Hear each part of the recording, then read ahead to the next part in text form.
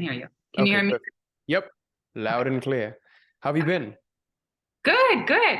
Yeah, just like everything's changed, like 180 transformation since joining the program. So it's been really good. In Busy. in what way has it changed?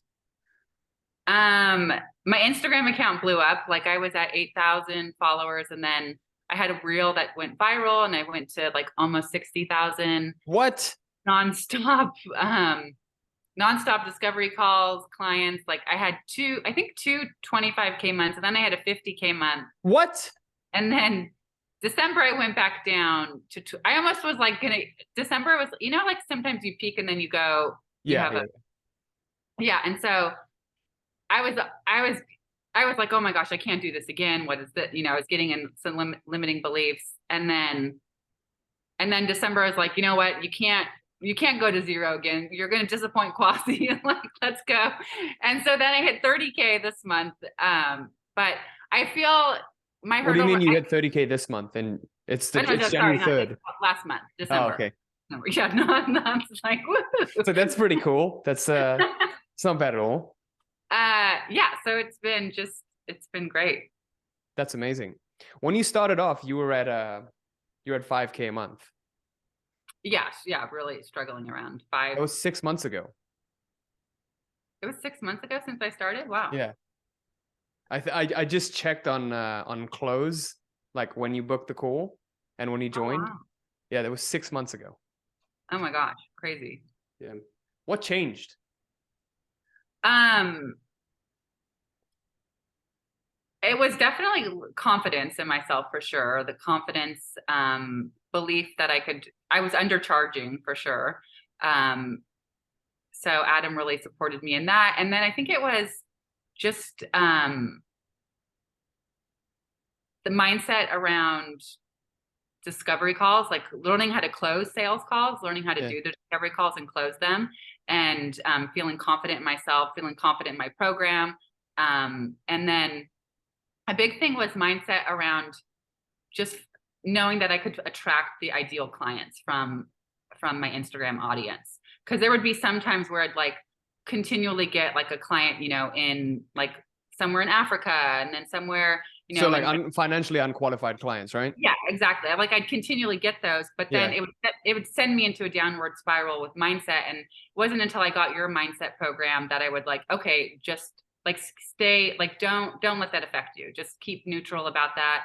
Stay focused on Yeah. that. I've attracted high quality clients before, Hmm. and then like it stopped affecting me. And now I just like always attract really high quality clients. It's crazy. Wait, so are you the only one taking calls right now, or do you have a sales rep? I'm the only one doing everything. I haven't hired. I'm gonna hire. I think I need to hire a DM setter. Mm. Yeah, Is your like a hmm? setter. A setter, right? Yeah, Yeah, an appointment setter or an an appointment setter. Yeah, outbound, what is it? Outbound rep, yeah, yeah, something like that. So you're yeah. I mostly think, getting calls inbound from your Instagram. yeah. I don't at the moment. I don't even promote the program because I'm still behind like 20 messages behind that I haven't responded to. So my next level is just working with. I still get this like low level overwhelm and Yeah. anxiety, and I feel like I'm sure I could be hitting like 50K months consistently, but I feel paranoid about growth, next level growth, like holding that many women. Yeah. I'm just like, I don't know. There's a lot of anxiety, like, will everyone get the attention they need? But I'm just trying to work with like, okay, let's just get to the next level. Let's just get to 15 women per group. Right now I have, I think about 8 in 2. So I switched the model to the business model to what we spoke of. So you made a lot of changes. So okay, let's go back to 6 months ago when you're making 5K a month. How long were you kind of hovering around that level? I think the most I'd ever made was 10K, but pretty much like my whole journey, my whole career, or the last like whatever 5-6 years coaching, was struggling around that. No way. So you started, you started 5, 6 years ago?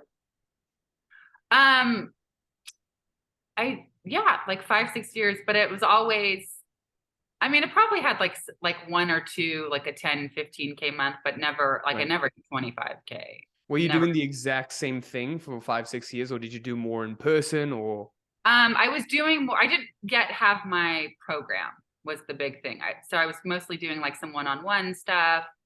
And then I was really underselling though, undercharging was the What do big, you what do you mean by like undercharging? like, I think I was charging like $1,000 or something for my program. And, um, yeah. Oh, I actually did it one time with how much,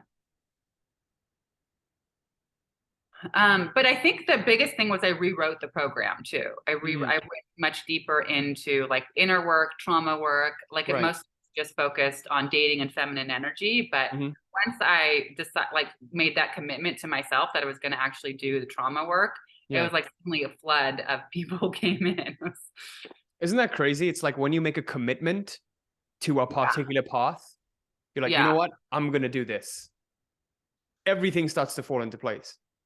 yeah. It was really what was holding me back. Like I was always like, no, I don't want to talk about trauma. I don't want to do trauma work. Like, and then as soon as like, okay, fuck it, I'm gonna do trauma work. And then Yeah. it was like, it was almost like subconsciously all the clients could hear me and feel me, and energetically they were like, okay, she's really gonna give us the medicine, like like the real inner work. Because I've had clients make, like, one woman came to me. I mean, this has always been like my heart's deepest desire to work with, but a woman who had sexual abuse from a stepfather. Yeah. And in 2 months found her man. Like she had been attracting men from all these core wounds and all this, unhealed trauma. And 2 months, like she had, of course, done, I mean, everyone who comes to my program has done significant inner work, Yeah. but it was like the next level of awareness and healing that she needed. And that her man just like showed up in her life. It was so beautiful. Like everything that she described, her love vision, the kind of guy she wanted.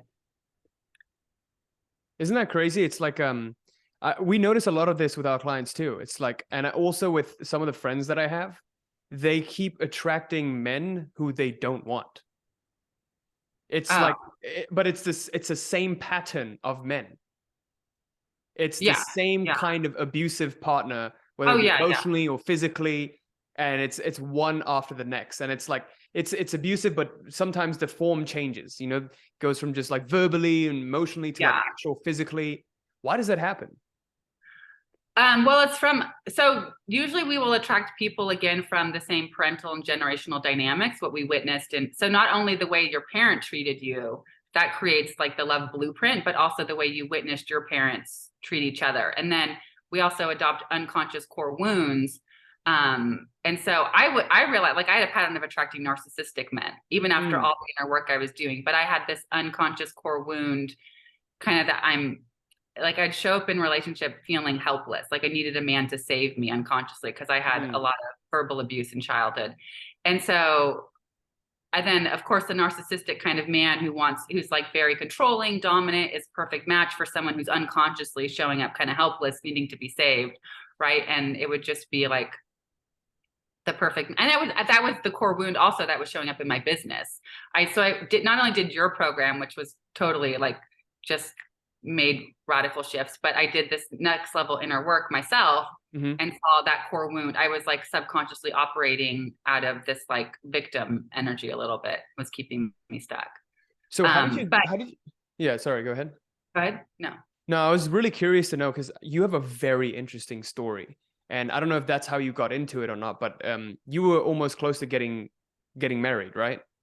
But Yeah, then that was before I hadn't done any inner work at that time. can you And can you share that story? I actually just want to know. I was in a lot of victim energy, a lot of like looking to be saved. We met at a charity event, Okay. and he drove When up in was my, this? What year? oh gosh, like maybe it was my late 20s. I'm 38 now, and I was probably 28, 26. Okay. Late.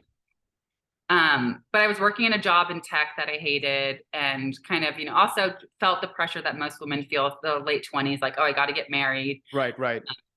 And he was obsessed with me. He just adored me, and it felt really safe. But he he was an entrepreneur. I was obsessed with entrepreneurs too, and he drove my favorite Aston Martin. So I was like a little bit. It's always the Aston Martin. That's always This is the Aston Martin. Uh, and he just adored me. He was like really, but then eventually I could just walk all over him. I could become really controlling, and I still had that pattern. I think, I had a lot of low self-worth. So the kind of guy that I really wanted would have been deeply attracted to. I would have definitely pushed him away, reenacted a lot of my wounding with my father. So in a lot of ways it felt safe, and it felt like he could rescue me too from a job I hated in that way. And then as a month before the wedding, I started having anxiety attacks, panic attacks, couldn't breathe. Eventually called it off, yeah, because I could sense that his dad was the alpha male, and like I had a lot of authority issues too, especially with men, and I just felt like he couldn't stand up to his dad, and that brought up even more anxiety for me. And so then I called it off, ended up going to therapy, and that was kind of the trajectory that got me into grad school. My therapist at the time was like, you should go check out this Pacifica Graduate Institute. They go into all this around depth psychology. I already had an interest in Carl Jung and all of that. And that was kind of what started my personal growth journey. And then how did you get into coaching? When I started graduate school, I met a friend there who was also in the same program, and he worked with this woman named Alana Pratt, who was a coach. Yeah. And I saw her, and immediately when I saw her website, it was like, oh, that's who I want to be. I want to do what she's doing. What made you want to get into coaching? I saw like how much more money you can make. And I was already doing the clinical training that you do in therapy. And it was like, I don't want to be a therapist, sit here in like an office, like exchanging money for time. And it's like, I always wanted to be an entrepreneur. I wanted to have freedom. I wanted to have abundance. But I knew I was a healer. I knew like the kind of therapy hat person is who I was, but I was like, no, I'm also meant to make a lot of money living my soul's purpose. Right. That was always like, I just didn't know how to get there, but I knew one day if I never gave up, I would get there. Right. So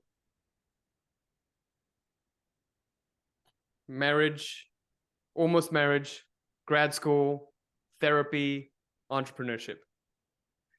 Yeah. And then it was a long struggle I think I've been on Instagram, probably 6 years or so. And it took a long time for it to, take off, but just like consistent posting, building an audience. And then just like within the last 6 months, I had 2 reels that went viral around like masculine, feminine energy, masculine needs. And it's very polarizing. Yeah. Like polarity work is very polarizing. Polarizing works though. That's what social media is about. Like everyone's trying to feel something, right? Yeah. So some people are just like really offended and pissed off about it, and some people love it, and so it's great. And honestly, Vanessa, when we first spoke and I kind of looked into your work, I was immediately like, oh my God, she's doing God's work, because the way you kind of communicate the dynamic between masculine and feminine, that's what I personally feel that's what it should be like. So can you explain a little bit about like your main ideology and like what you basically do? Well, mostly teach women usually high achieving, successful, career driven women to reconnect to their feminine in relationships. So they've taken sometimes it can be just because that's the way they've approached their career. And so they think, well, this has got me success in my career. I'm just going to go about it and like make it happen in relationships. But they end up being in their masculine energy in relationships. So just, leading, planning, in that pursuing energy. And they don't realize that repels men who are embodied in their masculine. Men who are embodied in their masculine will just not be turned on by that. But they end up attracting more passive feminine men who are responsive to a woman leading and pursuing. And then they end up, being in that marriage for however many years or relationship, and realize they end up feeling frustrated, burnt out, because when a feminine essence woman is operating out of her masculine, it leads to burnout, frustration, overwhelm. And it's not sustainable in the long haul. So I recommend, I love when women are in their masculine in their career, and I celebrate women's masculine energy, but you take that into a relationship and it's going to depolarize the relationship and lead to either, friendship at best. I was actually talking to my coach about this, my personal trainer, and he's like 65. He's seen it all. And Mm, he has all of these like female clients who are always complaining about how they can't find a man. And, he told me this. He was like, yeah, a lot of women these days, they're trying to wear the pants and the skirt in the relationship. yeah, yeah. They're trying to be the masculine and the feminine. And then they burn out, like you mentioned. And then they just get frustrated. Mm. So, you've spoken about the effects of what happens when women embody their masculine in a relationship. But what do you think happens when males embody their feminine in a relationship? So when a masculine man is in his feminine, it usually leads to like, lack of direction, focus, Uncertainty. uncertainty, yeah, not trusting themselves, right? So that's kind of like it comes from his own wounding. Just like a woman, when she's in her masculine, it's coming from her lack of belief that she's worthy of being pursued and chosen, so she leans forward and chases the man. Versus Mm, with the man, when he's in his feminine, he's not trusting that his advances will be received. So his lack of self-worth, his disconnection to his masculine, puts him in that feminine, and then makes him prime for a woman who's going to be, in her wounded feminine, leading, pursuing. right. So interesting. Why do you think a lot of women are in their masculine nowadays? Most the biggest wounding that happened is because of the being a parentified child. So they grew up in a household where they had to take on this hyper independence, and maybe mom or dad was like treating them like a therapist, telling them all their problems, or they just weren't getting their needs met, and so they took on this hyper independent role, and usually learn to not be in touch with their needs, not know how to express their needs. And so they show up in relationships showing up needless, very independent, taking on that. And sometimes it also is like a societal thing where it's just masculine energy is It is, right? Like it's almost like it's wrong for a woman nowadays to be feminine. It's like it's there's a lot of promotion of like, oh, you've got to be an independent woman, and all that's great, but then it's taken to one extreme pole where yes. you don't know how to balance your masculine energy with your feminine energy, and like access both aspects of it. You want Yeah, to and be it makes sense because if you look like prior to the feminist movement, women were oppressed, right? yeah. I was talking to my mom, and she used to work at IBM, and she said that they had guidelines. Women had to wear skirts and stockings and Mm, heels. So it's like I can see, okay, then the feminist movement came. So that the feminist movement was not about femininity. It was about women reclaiming their masculine, because that was repressed. Women were told you have to be the domesticated housewife. So right. feminine feminism is a reclamation of masculine energy for women, but then women went too far and took that into relationship and said, I want to be treated as an equal in relationship. And really that's that. So that was the movement. From basically, we had these like gender roles of you're the gender role where she would give up her masculine energy in in service to the man's protection and providership, right? She's like giving up her masculine energy. Then we moved to the second stage, which was equality. Said, okay, I'm going to own my masculine energy, but I want to be treated as an equal in relationship. And now we're moving to the third stage, where it's women own their masculine in their personal life, Yeah. but then she surrenders that in the relationship to his masculine in the relationship. What do you think the fourth stage is going to be? I don't know. Is there the fourth? I mean, I guess ideally, right? Like if you think about it from Jung's perspective of Yeah. the full individuation, it is like I think it is the third stage, right? Because it's that path of full individuation where we're both actualizing our full potential in our masculine and feminine, right? Both of those should be fully actualized, right? And What is for it? the Yeah, go yeah. ahead. What is it?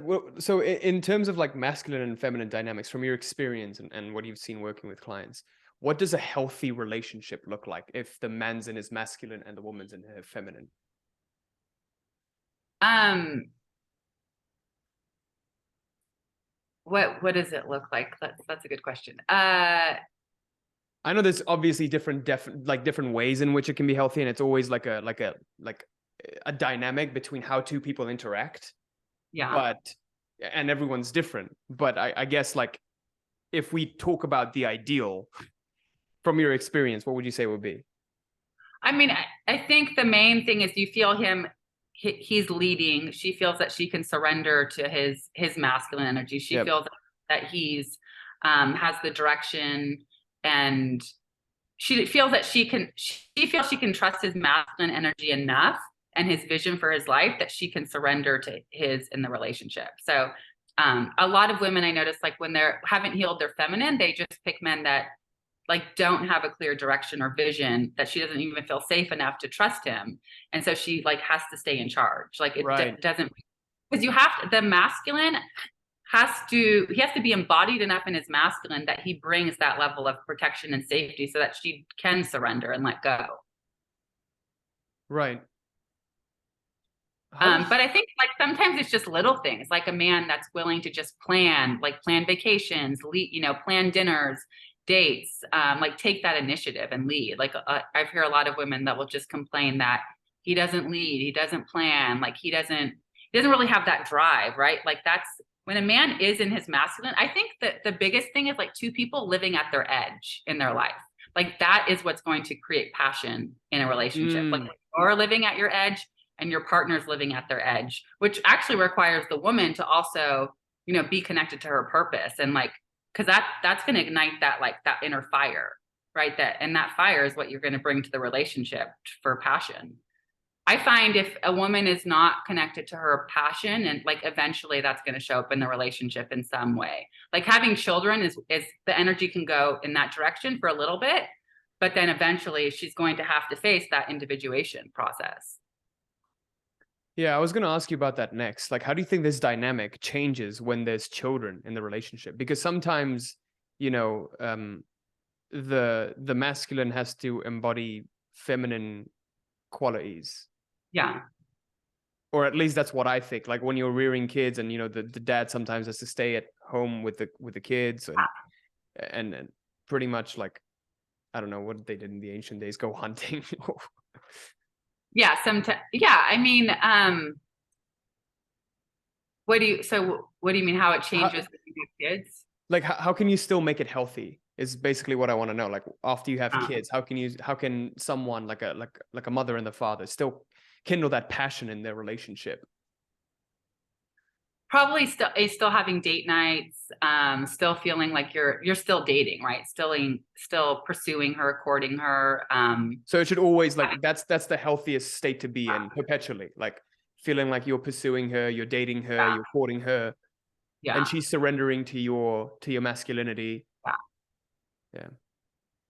And I think another thing is like she has to feel his integrity, right, with himself in his life, like his connection to his purpose, his, if he's not in integrity with himself, then that's going to leak into the relate, like, because that is his masculinity, his integrity with himself, his connection to his purpose, his focus, his. Mm.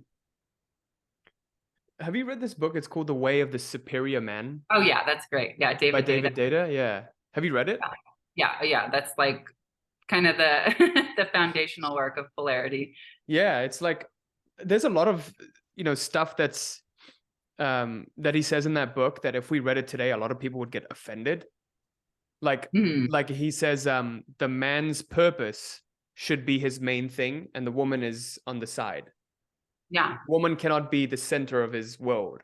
Oh yeah, for sure. Yeah. It's not, right? The masculine ideal is freedom, right? The Yeah. feminine is love. So a man more on his masculine side is naturally going to, yeah, prioritize purpose.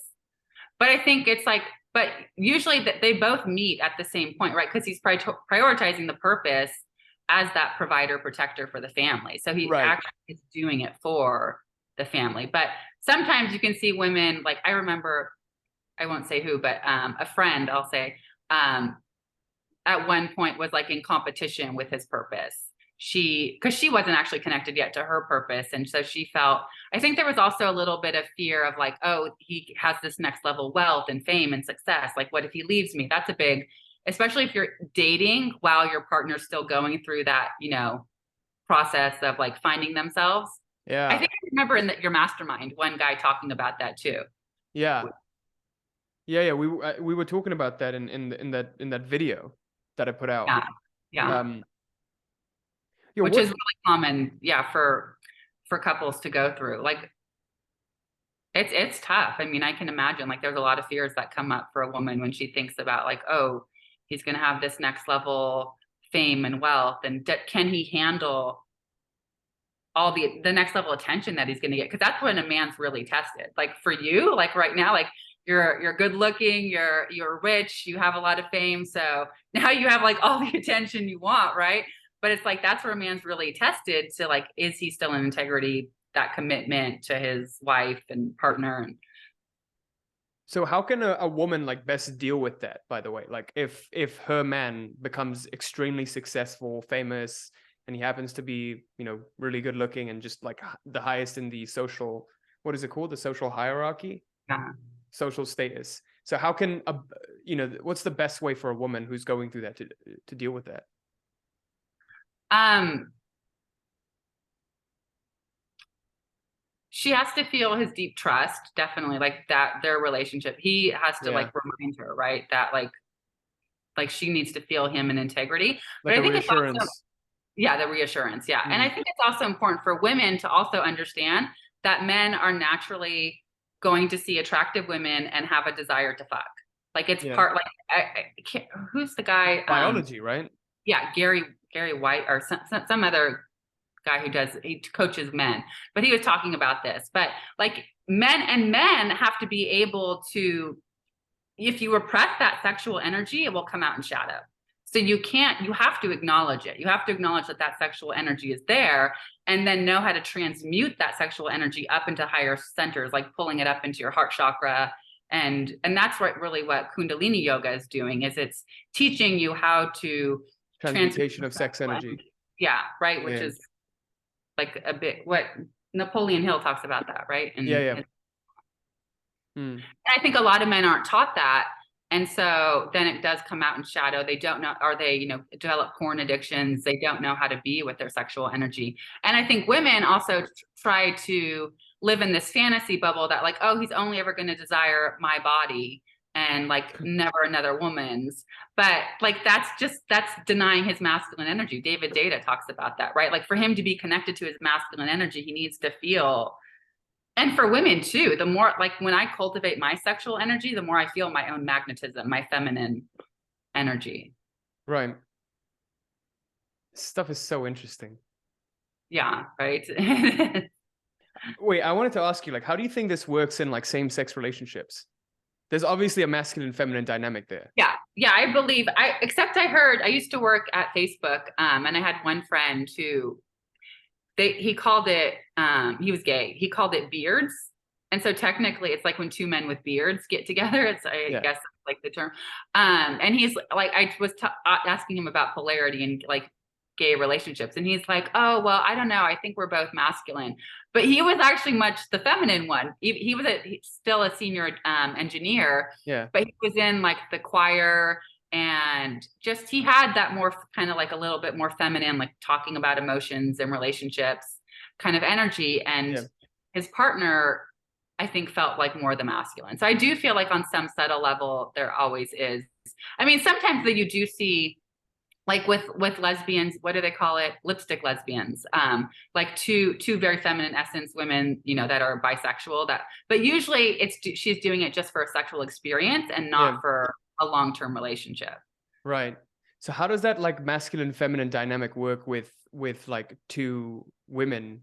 Because wouldn't if one woman's taken on a masculine energy, or maybe they're not, maybe they're in their feminine and then only in the relationship they take on a masculine Yeah, dynamic? I've seen women, like she just naturally, like her essence, her sexual essence is masculine. And she likes like one of my female friends who's a lesbian, she's more like really short hair, Yeah, yeah, yeah. dresses more masculine, like she's very much expresses from her masculine essence. So do you think relationships could work if like there's a feminine, like a man who's more in his feminine and a woman who's more in their masculine? Sometimes it can, in a healthy dynamic, yeah. Sometimes it can work that way if like a woman just naturally wants to be the one to lead and Yeah. she more expresses, and he's more like usually kind of like maybe more the artist, or he's more on like naturally more a feminine essence person. It Right. can work. Yeah, because you see a lot of that in like Eastern Asian like traditions. Um, like especially in Indian traditions, like women are Um, very empowered. They're like riding motorcycles. They're doing everything. They're doing a job. They're taking care of the house. Um, and sometimes you see the man pretty much doing nothing, but usually the man's also working a job.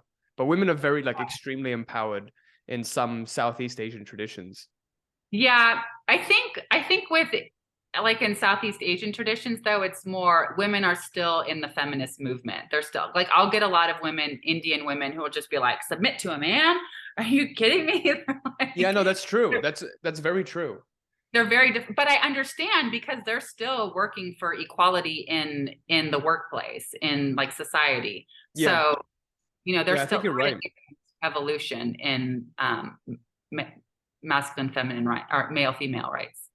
Yeah, because I think like with my parents, this is kind of the case. Like my mom was extremely empowered by her Mhm. parents because um my grandparents had like four daughters, and back then, when you have a daughter being born, it's considered bad luck because it's like who's going to take care of the parents? Women aren't so empowered, and Yeah. so they really educated her. Like they treated their daughters like they were boys. Oh wow. Yeah, and so they're extremely empowered, extremely successful career-wise. Yeah, Where's it's your family from? Bangladesh originally. Oh wow. Oh beautiful. Yeah, What was your religion that you grew up with? Muslim. Oh, that's what I thought because I saw you celebrating. I can't remember. Eid, Uh, yeah. yeah, there we go. Wow. And then how did you just like were very open-minded about religions growing up in general? Yeah, I just like I still believe in God and I still believe in a lot of the Islamic traditions, but it's not dogma, right? Yeah. So it's like I don't know, the teachings itself are very pure, but they get distorted. Yeah. Like Yeah. people turn it into something else. People turn it into something they can commercialize. Like, oh, you go to Yeah. church, don't give money, and you'll go to heaven. Hmm. And Hmm. then they portray God as like something to be feared. Be Hmm. God fearing instead Yeah, of be it's a God great way loving. to create control over Yeah. people. Yeah. So there's like a lot of like it's a beautiful like all religions at their essence are very like they're Yeah. founded in their very pure intentions, but they've gotten skewed. Hmm. But I think it's really important to have some sort of faith. Yeah. Did you ever read the Magdalene manuscript? No, I haven't. It's really fascinating with like Christ's teaching. Like Christ was actually practicing. Now, for Christians, this would probably be blasphemy, but sex magic with Magdalene and Mary Magdalene, like tantric sex magic, and it goes into like how he was doing, all the work to basically raise the energy up his chakras. And I mean, and it makes sense. He was, very much like in of the East, right? Of the Eastern traditions. And so it makes sense that he would have known about like the yogic practices. Yeah, I think in the what book was it? The Autobiography of a Yogi or Oh yeah. something. They talk about like the one of the great masters actually meeting Jesus Christ. Like Oh wow. the one that's in the hills. I can't remember like what his name is. Oh, in the book, really? Yeah, yeah. They Oh, talk. wow. I think so, or I might have seen it somewhere else. Like Jesus Christ definitely like, or I mean, they allegedly have connections to the Hermetic god Thoth, and also the yogi in the mountains that mentored Paramhansa Yogananda's guru. Oh wow. Yeah, I can't Yeah. remember the I, name of. I mean, yeah, that makes sense. Like he was learning from What's his the. name? Okay, I remember his picture, but I don't remember his name. It's this one, this person, Babaji. Have you read the book? Wait, that's Yogananda, right? No, that's not. This is Yogananda, but this Oh, is like they kind of look similar. Wait, this is like a picture of him. oh, oh, wow. Yeah, this is Babaji. So this is like this is Yogananda. This is Yogananda's guru. This is Yogananda's guru's guru. This is Lahiri Mahasaya, and this is Mahavatar Babaji, who is this guy's guru. Oh, wow. Oh, Yeah, and he was the one that studied with Christ. yeah, Jesus. exactly. Wow. Yeah. I mean, Allegedly, I don't know, but this is the SRF. yeah, because the Lineage. Indian saints, they already know how to leave their, like I've read stories that they, can leave their body and come back. So it's like that idea of resurrection, Yeah, like they know how to do it. yeah, that's crazy. So how did you like? What made you decide to? Was there like a story on why you decided to get into why you're so fascinated about masculine feminine dynamics in relationships?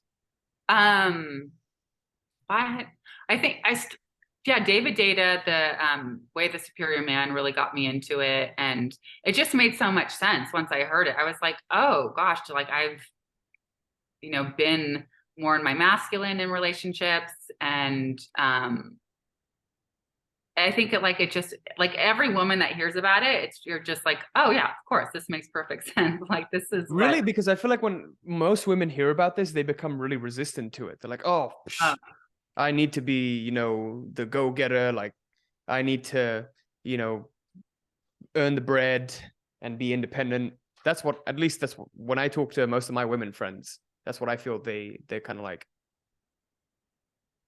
they They more feel. want, they feel proud to be the boss bitch, you know? Oh, yeah, definitely. I think that's good. Yeah, to feel, but it's interesting that it's funny after having like my business success, with reality creation.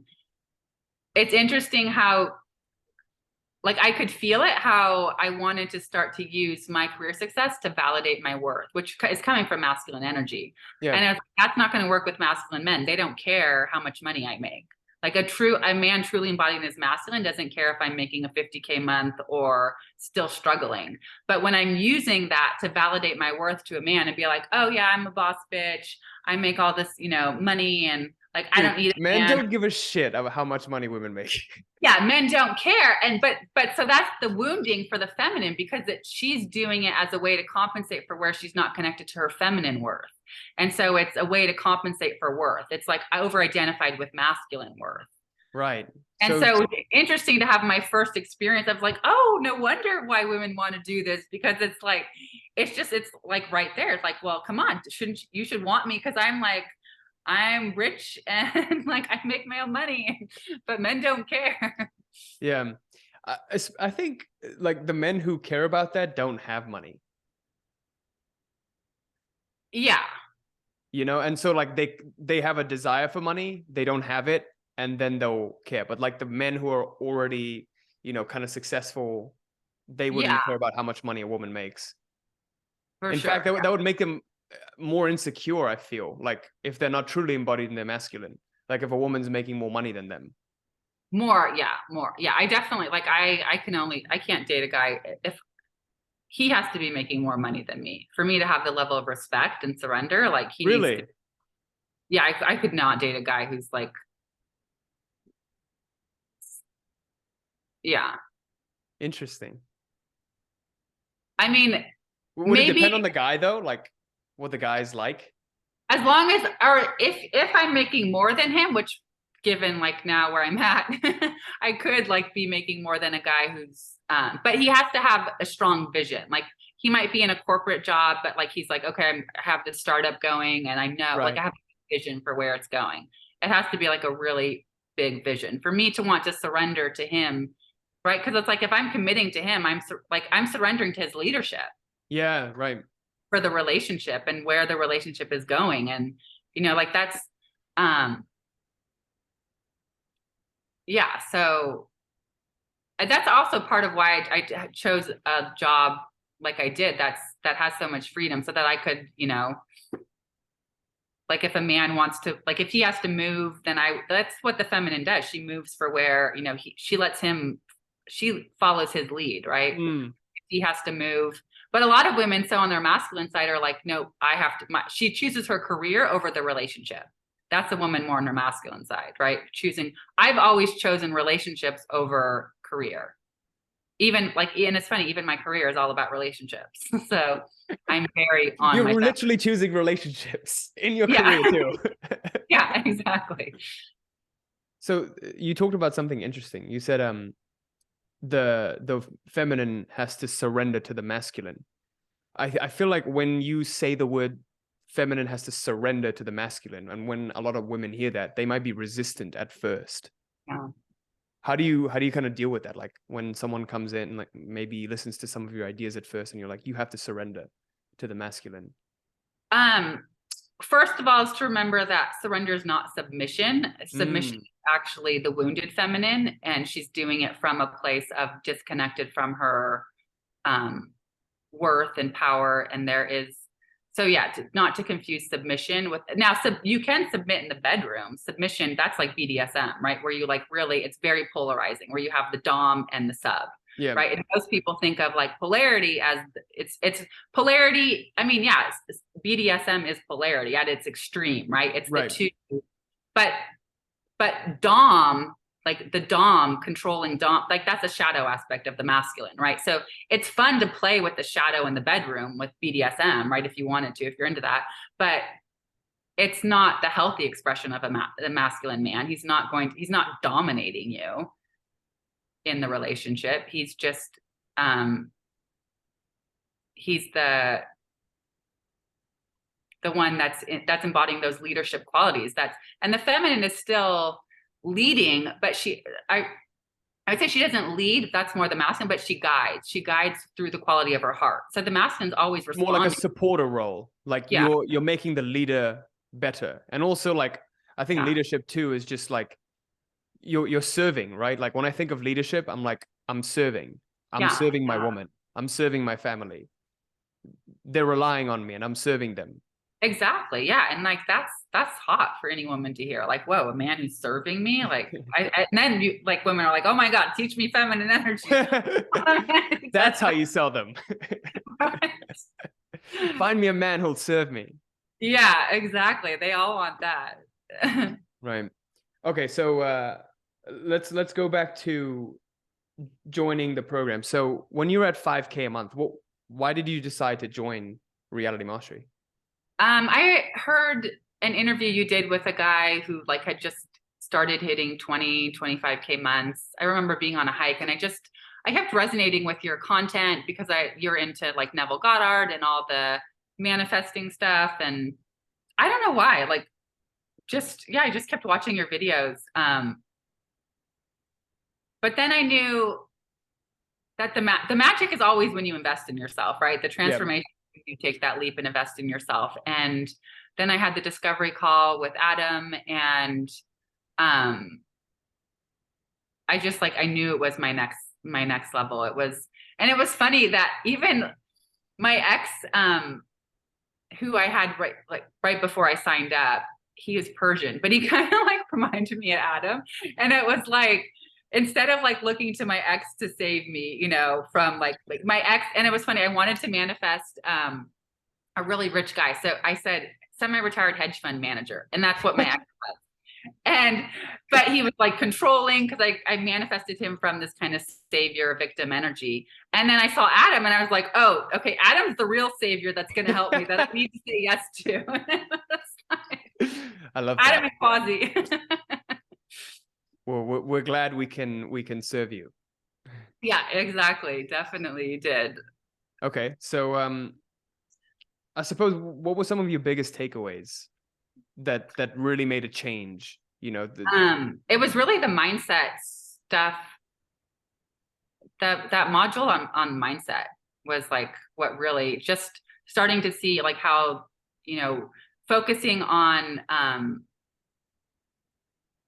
so you have your affirmation, right? But then you focus on confirmation of the, right? It's just like the more that I was like focused on what I wanted, focusing on the positive, it transformed my results in sales calls, and just like attracting, because I would just get stuck in limiting beliefs so quickly. Like, oh, another person who, can't afford the program, or another person And who then lives. feeling like a victim almost, like blaming. Yeah. Yeah. And like, oh, this is never going to work. Oh my Right. gosh. And it was just, yeah, and then even if I had like a discovery call that would go, that wouldn't close, I would normally probably get really stuck in the energy of, oh my gosh, this is not working. But just with the support of your program and Adam, and it was like, oh, okay, it's a numbers thing. Like I started to just see like, okay, this is my Nice. closure, just like not Focus on the numbers. yeah, not Yeah. internalize beliefs about it, focus on the numbers. Yeah. That was really one of the first takeaways I had, because, or else if you don't track the numbers, you're getting phased by every single little like outcome that happens on every single call. Yeah. And, if you don't look at yearly numbers, then you're like struggling month to month. You're like, oh no, this month is bad. Next month might be bad. Every month is going to be bad. Like the mind always likes to go to dark places. Yeah. Yeah, for sure. How did you get control over that apart from just numbers? Were there any tools that you used apart from, affirmations and confirmations too? Just having the support of the community really Yeah. was like, and to be able to reach out to someone and say, this is where, and just like to hear somebody else tell you, like, look, then if they said no, the next call is likely going to be a yes. Your next yes is coming. Right. Did you connect with anyone in particular in the community? Um, no, it just was really nice to have Adam's support mostly. He was Got the it. one. Yeah. We had, he really helped me with sales calls too. I think it was just like mastering the sales calls. I didn't, Yeah, and I heard you did a lot of sales work with Adam. And I suspect a lot of it's like around the mindset too, like what you're focusing on the call, right? yeah, yes. Yeah. And the biggest thing too is I've learned now, it's just, I think what I've learned is to see the value in just holding space for people. Like people will come to me and just like have, dump all their relationship problems on a discovery call. And all I have to do is just give them undivided attention and ask questions, dive deeper, become really curious. And like they just get so much value in being seen and held in that. They're like, oh, I really need support. Like, give me this. What's next? You And listen. You listen yeah, to your prospective clients. No one does exactly. that. Yeah, and not focused on trying to make a sale, right? I just like let go Exactly. of like trying to close them, and like there was no insecurity around that. It was just like, oh, let me just hear your problem, let me just try to solve what's coming up and diagnose what's going on here. And then I just started to become really fascinated too, like, oh, the diagnosing them is really a fun part of the discovery call. Like, okay, we dive into their relationship patterns and then a little bit in their childhood history and try to see like where these patterns are coming from. So to give them a little taste of what they'll get in the program. Right. Yeah, that was crucial for me to realize as well, because I think a lot of people who get into sales calls and they fail is because they get into the call with the focus on, I need to close this. Yes. Is this Yeah. going to close or no? Is this going to close or no? Instead of, I'm going to find the problem, I'm going to listen, and I'm going to see how I can help. Mm-hmm. And then if it makes sense, I'll make the offer. Like it's the focus on the process versus the outcome. Yes. Yeah. Mm. Yeah. That was so helpful to hear that. Even you talk about that in the videos, and it's like just that reminder again and again. I just have to keep going back to hearing that. So 5K a month, 25K a month, 50K a month. Two What's next? 25K months, 50K month. I think this month was maybe 30. I still just have to get over the limiting belief that like just that I can hold this many like more people, that I can like have a call with like 30 people and it will be okay, which I think I can.